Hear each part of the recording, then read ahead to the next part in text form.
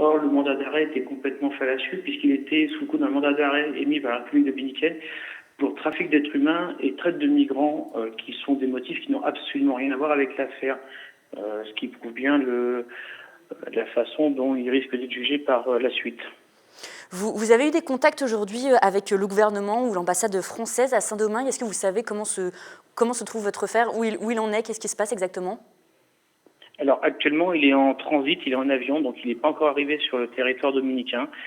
Je suis entré en contact avec le député des Français de l'étranger sur la zone Caraïbes, République dominicaine, et nous cherchons actuellement à s'assurer des meilleures conditions de détention pour mon frère et de la meilleure défense possible. C'est une première depuis 1998. L'examen du Code de la route va faire peau neuve.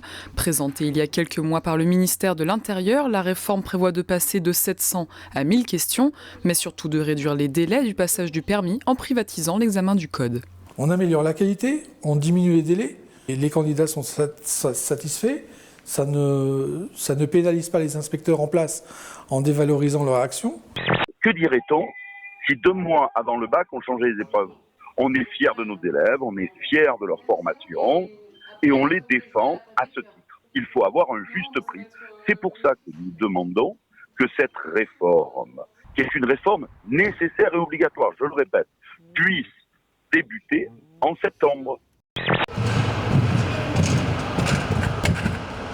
Ces sportifs jouent avec les lois de l'apesanteur. Le tumbling, discipline au programme des JO de 1932 à Los Angeles, est un dérivé de la gymnastique.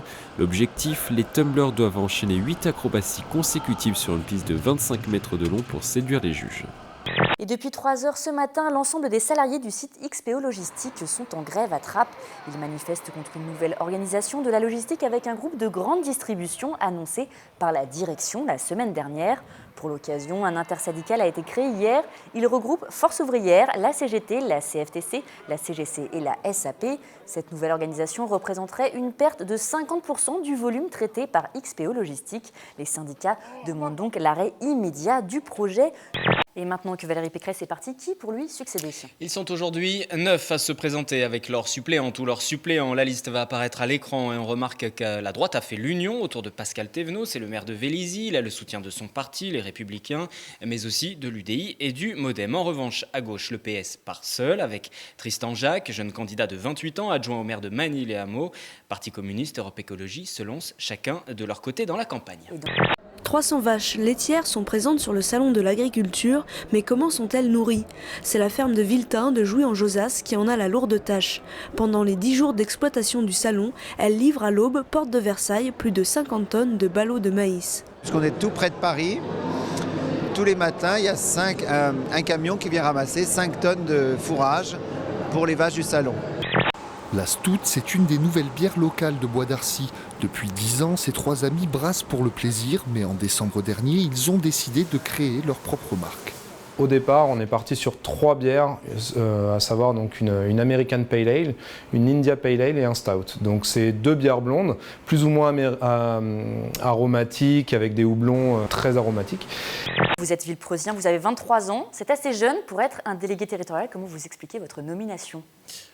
Bon, je pense qu'il y a 2 choses. On entend énormément les partis politiques parler de renouvellement, notamment de renouveler la classe politique, renouveler les militants sur, on va dire, des fonctions un peu dirigeantes. Nous avons fait le choix de le faire. Aujourd'hui, il n'y avait qu'un parti qui le faisait, c'était le Front National. On a vu beaucoup de jeunes monter au Front National. Nous, c'est vraiment une volonté justement de faire émerger des jeunes en politique. Pourquoi ? Je pense qu'il y a 2 raisons principales à ça.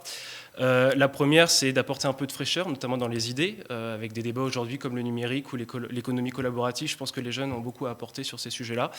Et puis, pour, on va dire, impulser une nouvelle dynamique.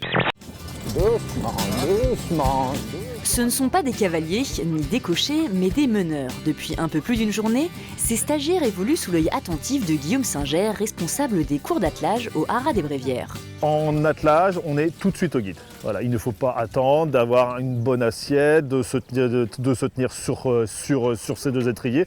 Là, on s'assoit dans un siège, on a les guides, on pilote son cheval tout de suite.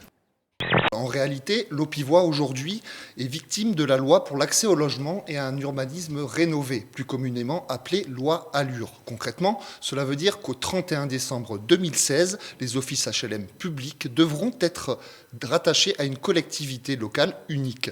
Alors première solution, c'est la région Île-de-France qui aurait pu la reprendre, mais Valérie Pécresse y était opposée. La mairie la juge très vétuste. La halle couverte du marché des Clés-sous-Bois va être démolie. Avant la destruction, une nouvelle halle sera construite juste en face, sur un terrain précédemment acquis par la commune. Déplacer parce que ça permet au marché existant de continuer à fonctionner pendant les travaux et d'éviter une rupture d'activité qui pénaliserait et les commerçants et même leurs emplois, la mettrait dans une situation précaire, mais qui pénaliserait également les consommateurs qui seraient donc privés de marché pendant un certain temps.